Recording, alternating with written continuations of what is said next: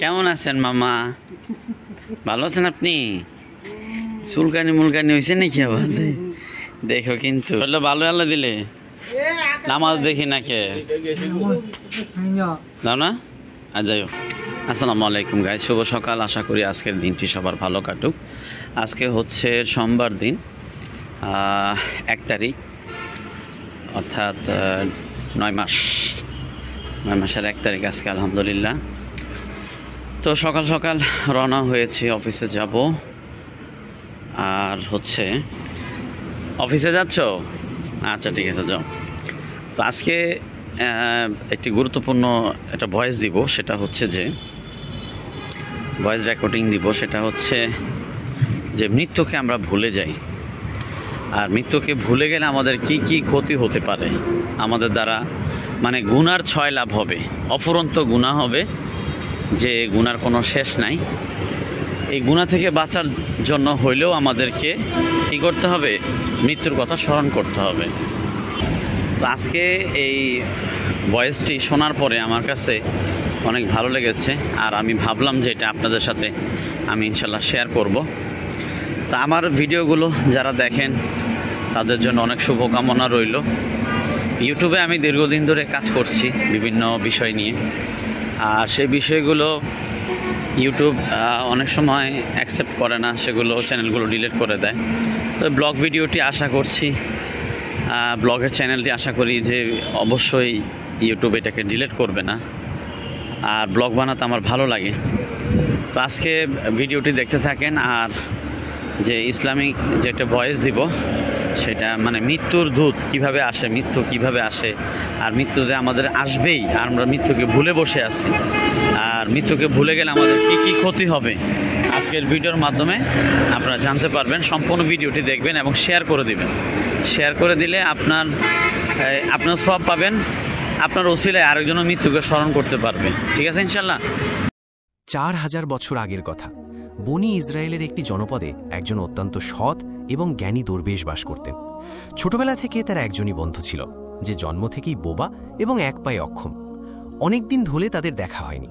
একদিন দরবেশের খুব ইচ্ছে হলো তিনি বন্ধুর সঙ্গে দেখা করতে যাবেন। পরের দিন তিনি পায়ে হেঁটে বন্ধুর গ্রামের দিকে যাত্রা করলেন। গ্রামটি ছিল অনেক দূরে এবং মাঝে অনেক ছোট ছোট গ্রামও পড়ছিল। দরবেশ আপন মনে হেঁটে চলেছেন। হঠাৎ রাস্তার মাঝে তার সাথে এক অপরিচিত লোকের দেখা হলো। লোকটি দরবেশের সাথে হাঁটতে শুরু করল। দরবেশ ভাবলেন, এটা তো খুব ভালো হলো, কারোর সাথে থাকলে পথ তাড়াতাড়ি পার হয়ে যাবে। হাঁটতে হাঁটতে দরবেশ লোকটির নাম জিজ্ঞেস করলেন। লোকটি তার নাম বলল কাবিজ। দরবেশের কাছে নামটি কিছুটা অদ্ভুত লাগলো। তিনি ভাবলেন, এ কেমন নাম? কিন্তু তিনি আর বেশি কিছু জিজ্ঞেস করা প্রয়োজন মনে করলেন না। তারা দুজন একসাথে হাঁটছিলেন। পথে একটি গ্রাম এলে অপরিচিত লোকটি দরবেশকে বলল, আপনি এগিয়ে চলুন, আমাকে এই গ্রামে একজনকে একটি বার্তা দিতে হবে, আমি আপনার সঙ্গে একটু পরে দেখা করছি। দরবেশ বললেন, ঠিক আছে, এবং তিনি এগিয়ে গেলেন। ঠিক তখনই গ্রামে খবর ছড়িয়ে পড়ল যে একটি ষাঁড় এক ব্যক্তিকে মেরে ফেলেছে। লোকটি মারা যাওয়ার কিছুক্ষণ পরেই সেই অপরিচিত লোকটি আবার দরবেশের সঙ্গে এসে যোগ দিল। এরপর তারা হাঁটতে হাঁটতে আরেকটি গ্রামের বাইরে পৌঁছলেন। সেখানে একটি ছোট কাফেলা তৈরি হয়েছিল। সেখানে থাকার ব্যবস্থাও বেশ ভালো লাগছিল। দরবেশের বন্ধুর গ্রাম তখনও সেখান থেকে অনেক দূরে ছিল এবং সন্ধ্যাও হয়ে আসছিল। দরবেশ অপরিচিত লোকটিকে বললেন, রাত হচ্ছে, সারাদিন হাঁটাহাঁটি করে খুব ক্লান্তি এসেছে আর খিদেও পেয়েছে, তাই আমরা এখানেই খাওয়া দাওয়া করে বিশ্রাম নিই, সকালে আরাম করে আবার যাত্রা শুরু করব। অপরিচিত লোকটি বলল, ঠিক আছে, এই গ্রামে একজনকে কিছু জরুরি জিনিস দিতে হবে, আপনি খেয়ে নিন আর বিশ্রাম করুন, আমি পরে এসে খাবো। এই বলে সে সেখান থেকে চলে গেল। তার যাওয়ার কিছুক্ষণ পর ওই গ্রামে ধোঁয়া উঠতে দেখা গেল এবং দেখতে দেখতে পুরো গ্রামটিতে আগুন লেগে গেল। দরবেশ অবাক হয়ে ভাবলেন যে এই লোকটি যেখানেই যায় সেখানেই কোনো না কোনো ধরনের ক্ষতি হয়, নিশ্চয়ই কোনো গোলমাল আছে। কিন্তু দরবেশ রাতে অপরিচিত লোকটির কাছে এ বিষয়ে কোনো কথা বললেন না। সকালে তারা দুজনেই আবার তাদের গন্তব্যের দিকে চলতে লাগলেন। কিছুটা দূরে গিয়ে আরও একটি গ্রাম এলো। অপরিচিত লোকটি আবার দরবেশকে বলল, আপনি এগিয়ে চলুন, এই গ্রামেও আমার কিছু জরুরি কাজ আছে, কাজ শেষ করে আমি আপনার সাথে দেখা করব। এই বলে অপরিচিত লোকটি চলে যেতে লাগলো। কিন্তু এবার দরবেশ এগিয়ে না গিয়ে সেখানেই দাঁড়িয়ে সেই অপরিচিত লোকটিকে দেখতে লাগলেন যে সে কোথায় যায় এবং কি করে। তখনই মানুষের চিৎকার শোনা গেল যে একটি ষাঁড় এক ব্যক্তিকে কামড়েছে এবং সে মারা গেছে। ঠিক সেই সময় অপরিচিত লোকটি আবার দরবেশের সঙ্গে এসে যোগ দিল। সামলাতে পারলেন না এবং লোকটিকে জিজ্ঞেস করলেন, আপনি যেখানেই যান সেখানেই কোনো না কোনো ধরনের ক্ষতি হয়, আপনি কি আমাকে বলতে পারেন কেন এমনটা হয়? সে জবাব দিল, দরবেশজি, আমি আপনাকে একজন খুব বড় জ্ঞানী ব্যক্তি ভেবেছিলাম, তাই আমি আপনার সঙ্গে হাঁটছিলাম, কারণ জ্ঞানী মানুষের সঙ্গ খুব ভালো হয়। কিন্তু আপনি এখনো বুঝতে পারেননি আমি কে। দরবেশ বললেন, আমি তো বুঝেছি, কিন্তু আমার মনে কিছুটা সন্দেহ আছে। যদি আপনি নিজে আপনার সম্পর্কে বলেন তাহলে আমার জন্য সহজ হবে। অপরিচিত লোকটি জবাব দিল, আমি মৃত্যুর ফেরেশতা এবং আল্লাহর আদেশে আমি সেই সব মানুষের প্রাণ নিই যাদের আয়ু শেষ হয়ে গেছে। দরবেশের মনে আগে থেকেই সন্দেহ ছিল, তবু মৃত্যুর ফেরেশতার মুখ থেকে এই কথা শুনে তিনি ভয় পেয়ে গেলেন। তবুও সাহস করে জিজ্ঞেস করলেন, যদি সত্যি আপনি মৃত্যুর ফেরেশতা হন তাহলে বলুন, পরের মৃত্যু কার? মৃত্যুর ফেরেশতা বললেন, পরের মৃত্যু তোমার সেই বন্ধুর যার সাথে তুমি দেখা করতে যাচ্ছ, এবং তার মৃত্যুর কারণ হবেন আপনি নিজেই। এই কথা শুনে দরবেশ ভয় পেয়ে গেলেন এবং চিন্তায় পড়ে গেলেন যে যদি ইনি সত্যি মৃত্যুর ফেরেশতা হন তাহলে তার কথাও সত্যি হবে, আর তার কারণে তার ছোটবেলার সবচেয়ে কাছের বন্ধুর মৃত্যু হবে। তাই এর চেয়ে ভালো হবে যে তিনি তার বন্ধুর সঙ্গে দেখা করতে না যান, অন্ততপক্ষে তিনি তার মৃত্যুর কারণ হবেন না। মৃত্যুর ফেরেশতা বললেন, আপনি যা ভাবছেন আমি জানি, কিন্তু আপনার বন্ধুর সঙ্গে দেখা না করলে ভাগ্য বদলাবে না। আপনার বন্ধুর মৃত্যু নিশ্চিত এবং তা আগামী কয়েক মুহূর্তের মধ্যেই হবে। মৃত্যুর ফেরেশতার এমন কথা শুনে দরবেশ হতবাক হয়ে গেলেন যে মৃত্যুর ফেরেশতা তার মনের কথাও জেনে গেছেন, যেটা একজন সাধারণ মানুষের পক্ষে সম্ভব নয়। এখন দরবেশের বিশ্বাস হয়ে গেল যে ইনি সত্যি মৃত্যুর ফেরেশতা। তাই তিনি তার বন্ধুর মৃত্যুর কারণ না হওয়ার জন্য তখনই নিজের গ্রামের দিকে ফিরে যেতে শুরু করলেন। কিন্তু যেই তিনি ঘুরলেন, দেখলেন তার বন্ধু দ্রুত তার দিকেই আসছে। বন্ধুকে দেখে তিনি খুব খুশি দেখাচ্ছিলেন। তার বন্ধুর আসার গতি দেখে দরবেশের মনে হলো যেন সে অনেকক্ষণ ধরেই তার পিছুই আসছিল। কিন্তু সে ছোটবেলা থেকেই বোবা এবং এক পায়ে অক্ষম ছিল, তাই সে না তো দরবেশের কাছে পৌঁছতে পারছিল, না তো তাকে ডেকে থামাতে পারছিল। কিন্তু যেই সে দরবেশের কাছে পৌঁছল, হঠাৎ তার মৃত্যু হলো। দরবেশ অবাক হয়ে মৃত্যুর ফেরেশতার দিকে পাকালেন, যেন তিনি জিজ্ঞেস করতে চাইছেন, আসল কি হলো? মৃত্যুর ফেরেশতা দরবেশের মনের কথা বুঝতে পারলেন এবং বললেন, তোমার বন্ধু গত গ্রাম থেকেই তোমার পেছনে আসছিল, কিন্তু সে অক্ষম এবং বোবা হওয়ার কারণে তোমার কাছে পৌঁছতে পারছিল না। সে তার সমস্ত শক্তি দিয়ে তোমার কাছে পৌঁছানোর চেষ্টা করেছিল, কিন্তু বার্ধক্যে তার যৌবনের মতো শক্তি ছিল না, তাই হার্ট অ্যাটাক হয়ে তোমার বন্ধুর মৃত্যু হয়েছে, কারণ সে তোমার সাথে দেখা করার জন্য নিজের সীমা ছাড়িয়ে তোমার পেছনে দৌড়াচ্ছিল, তাই তুমিই তার মৃত্যুর কারণ হলে। দরবেশের এখন বিশ্বাস হয়ে গিয়েছিল যে ইনি সত্যিই মৃত্যুর ফেরেশতা এবং তার কাজ হল প্রাণীদের প্রাণ নেওয়া। দরবেশ একজন জ্ঞানী মানুষ ছিলেন, তাই তিনি এটাও জানতেন যে মৃত্যুর ওপর কারোর নিয়ন্ত্রণ নেই। প্রতিটি প্রাণীকে একদিন না একদিন মরতেই হবে, এই ভেবে তিনি নিজেকে সামলে নিলেন। কিন্তু হঠাৎ দরবেশের মনে নিজের মৃত্যু সম্পর্কে জানার ইচ্ছা জাগল। তিনি মৃত্যুর ফেরেশতাকে বললেন, যখন আমার বন্ধুর মৃত্যু হবার ছিল তখন আপনি শুরু থেকেই আমার সঙ্গে কেন হাঁটছিলেন? মৃত্যুর ফেরেশতা জবাব দিলেন, আমি তো সবার সঙ্গে হাঁটি এবং সব সময় হাঁটি, কিন্তু মানুষ আমাকে চিনতে পারে না, কারণ মানুষের কাছে তাদের নিজের সমস্যা ছাড়া অন্য কোনো ব্যক্তি, জিনিস বা ঘটনা সম্পর্কে ভাবার বা তাকে দেখার এবং বোঝার সময় থাকে না। দরবেশ বললেন, আপনি কি বলতে পারেন আমার মৃত্যু কখন এবং কিভাবে হবে? মৃত্যুর ফেরেশতা বললেন, যদিও একজন সাধারণ প্রাণীর জন্য এটা জানা উচিত নয়, কারণ যে কেউ তার মৃত্যু সম্পর্কে জেনে দুঃখই পায়, কিন্তু আপনাকে দেখে একজন জ্ঞানী মানুষ মনে হচ্ছে এবং আপনি আপনার বন্ধুর মৃত্যুকে যত সহজে মেনে নিলেন তা দেখে মনে হয় আপনি নিজের মৃত্যু সম্পর্কে জেনেও দুঃখ পাবেন না। তাহলে শুনুন, আপনার মৃত্যু আজ থেকে ঠিক 6 মাস পর আজকের দিনেই অন্য কোনো দেশে ফাঁসিতে হবে, এবং সবচেয়ে অবাক করার মতো বিষয় হবে যে আপনি হাসি মুখে ফাঁসি মেনে নেবেন। এই বলে মৃত্যুর ফেরেশতা সেখান থেকে চলে গেলেন, কারণ এখন তার কাছে দরবেশের সঙ্গে থাকার কোনো কারণ ছিল না। দরবেশ তার বন্ধুর শেষকৃত্য সম্পন্ন করে নিজের গ্রামে ফিরে গেলেন। কিন্তু বন্ধুরা, কোনো ব্যক্তি যতই বড় জ্ঞানী হোক না কেন, নিজের মৃত্যু সম্পর্কে জেনে চিন্তিত তো অবশ্যই হন এবং মৃত্যু থেকে বাঁচতে কিছু না কিছু অবশ্যই করেন। দরবেশও তাই করলেন, কারণ তিনি একজন জ্ঞানী ব্যক্তি ছিলেন। তার পরিচিতি তার দেশের খালিফা পর্যন্ত ছিল। দরবেশ ভাবলেন যে খালিফার কাছে তো অনেক জ্ঞানী উপদেষ্টা থাকেন, তারা আমার মৃত্যু সম্পর্কিত সমস্যার কোনো না কোনো সমাধান অবশ্যই বের করবেন। এই ভেবে দরবেশ রাজ দরবারে গিয়ে হাজির হলেন এবং খালিফাকে তার পুরো গল্প শোনালেন। খালিফা তার উপদেষ্টাদের এই কথাটি জানালেন এবং তাদের পরামর্শ চাইলেন। সবাই মিলে অনেক ভাবনা চিন্তা করে বললেন যে যদি দরবেশের কথা সত্যি হয় তবে তার মৃত্যুও 6 মাস পরেই হবে। কিন্তু মৃত্যু তখনই হবে যখন তিনি অন্য দেশে যাবেন। যদি তিনি অন্য দেশে না যান তবে মৃত্যু হবে না। উপদেষ্টাদের এই পরামর্শ খালিফারও ভালো লাগল। তিনি দরবেশের থাকার ব্যবস্থা মহলেই করে দিলেন এবং খালিফার আদেশ ছাড়া কেউ দরবেশের সঙ্গে দেখা করতে পারত না। কিন্তু দরবেশ নিজের ইচ্ছায় যে কোনো জায়গায় আসতে যেতে পারতেন, যাতে এটা মনে না হয় যে তিনি খালিফার বন্দী। কিন্তু দরবেশ ভয়ে নিজেই কোথাও আসতে যেতেন না। সময় কেটে গেল এবং দরবেশের মৃত্যুর সময় ঘনিয়ে এলো। সেই দিনটিও চলে এলো যেদিন দরবেশের মৃত্যু হবার কথা ছিল।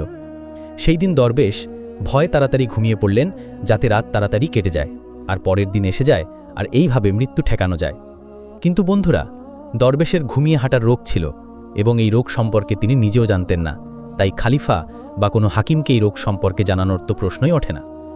দরবেশ তার মৃত্যু নিয়ে খুব চিন্তিত ছিলেন এবং ঘুমিয়ে হাঁটার রোগ তখনই আসে যখন ঘুম ঠিকমতো না হয়।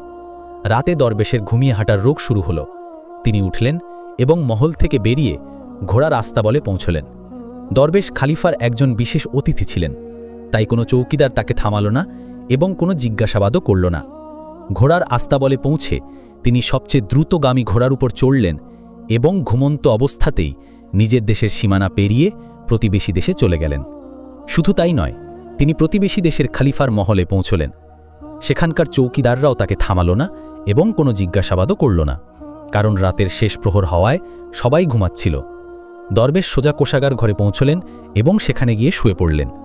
সকালে কোষাগারের রক্ষক দরবেশকে কোষাগার ঘরে ঘুমন্ত অবস্থায় দেখতে পেলেন। এতে খালিফা খুব রেগে গেলেন এবং তিনি দরবেশকে গ্রেপ্তার করার আদেশ দিলেন। খালিফা দরবেশকে রাজদরবারে হাজির করার আদেশ দিলেন। যখন দরবেশকে দরবারে আনা হলো, খালিফা তাকে দেখেই রাগে ফাঁসি সাজা শুনিয়ে দিলেন এবং বলতে লাগলেন যে যদি তুমি চুরি করতে সফল হতে তাহলে আমাদের ছোট রাজ্যের মানুষরা না খেয়ে মারা যেত। তাই হাত কাটার পরিবর্তে ফাঁসির সাজা দেওয়া হচ্ছে, যাতে ভবিষ্যতে কেউ এমন কাজ করার আগে হাজারবার ভাবে। ফাঁসির সাজা শুনে দরবেশ কেঁপে উঠলেন। তবুও কিছুটা সাহস করে তিনি খালিফাকে বললেন, জনাবে আলী, আমি জানি না যে আমি কিভাবে আপনার মহলে পৌঁছলাম। আমি এটাও জানি না যে আমি কিভাবে আপনার কোষাগার ঘরে এলাম। আমি কোনো চোর নই। কোনো চৌকিদার আমাকে কেন থামালো না। কিন্তু আমি এতটুকু জানি যে আজ আমার মৃত্যু হওয়ার কথা ছিল এবং এখন হচ্ছে। খালিফার কাছে এই কথাটি কিছুটা অদ্ভুত লাগল। তিনি জিজ্ঞাসা করলেন, তুমি কিভাবে জানলে যে আজ তোমার মৃত্যু হবার কথা ছিল? তুমি কি বলতে চাইছ? দরবেশ গত 6 মাসের পুরো গল্প শোনালেন এবং বললেন যে হুজুর, আমার বা কোনো সাধারণ মানুষের এত সাহস নেই যে সে খালিফার দরবারে এবং খালিফার উপস্থিতিতে চুরি করতে পারে। খালিফার কাছে দরবেশের কথায় কিছুটা সত্যতা দেখা গেল, কিন্তু তিনি ভাবলেন যে হয়তো এটা তিনি নিজের মৃত্যু থেকে বাঁচতে মৃত্যুর ফেরেশতা এবং নিজের মৃত্যুর ভবিষ্যৎবাণীর অজুহাত দেখাচ্ছেন। খালিফা বললেন যে যদি তোমার এই কথা সত্যি হয় এবং আজ তোমার মৃত্যুর দিন হয় যেমনটা মৃত্যুর ফেরেশতা বলেছিল, তাহলে আমি তোমার মৃত্যুর কারণ হব না। কিন্তু যদি এই কথা মিথ্যে হয় তাহলে আজ অবশ্যই তোমার মৃত্যুর দিন হবে। তিনি তখনই সিপাহীদের হাতে একটি চিঠি প্রতিবেশী দেশের খালিফার কাছে পাঠালেন এবং দরবেশের কথার সত্যতার প্রমাণ চাইলেন। সন্ধে পর্যন্ত সিপাহীরা ফিরে এলো এবং জানালো যে দরবেশ যা বলছেন তা সম্পূর্ণ সত্যি। প্রতিবেশী দেশের খালিফা দরবেশের থাকার সম্পূর্ণ ব্যবস্থা তার মহলেই করেছিলেন। গত 6 মাস ধরে দরবেশ তার অতিথি ছিলেন। গতকাল খালিফা শেষবারের মতো দরবেশের সঙ্গে আরামের ঘরে দেখা করেছিলেন এবং এরপরে তিনি এই দেশে কিভাবে পৌঁছলেন তার কোনো খবর নেই। তাই এই দেশের খলিফার মতে দরবেশকে ফাঁসি দেওয়া উচিত নয়। এখন খলিফার সামনে একটি নতুন সমস্যা সৃষ্টি হল। তিনি কোনো তদন্ত ছাড়াই দরবেশকে ফাঁসির সাজা শুনিয়ে দিয়েছিলেন। যদি দরবেশকে ফাঁসি না দেওয়া হয় তাহলে খলিফার কথার অপমান হয়, এবং যদি সাজা কার্যকর করা হয় তাহলে দরবেশের নির্দোষ মৃত্যু হবে। খলিফা তার উপদেষ্টাদের কাছে এই বিষয়ে পরামর্শ চাইলেন। উপদেষ্টারা বললেন, হুজুর, দরবেশকে কাঁচা সুতো দিয়ে ফাঁসি দিন। এইভাবে আপনার দেওয়া আদেশের সম্মানও রক্ষা হবে এবং কাঁচা সুতো দরবেশকে ফাঁসি দেবে না, তার জীবন বেঁচে যাবে। খলিফার এই পরামর্শটি ভালো লাগল। তিনি আদেশ দিলেন যে দরবেশের জন্য কাঁচা সুতোর ফাঁস তৈরি করা হোক। দরবেশকে ফাঁসি দেওয়ার প্রস্তুতি শুরু হল। সবাই খুশি হয়ে দেখছিলেন যে না তো দরবেশ মরবেন আর না তো খলিফার প্রতিশ্রুতি মিথ্যা হবে।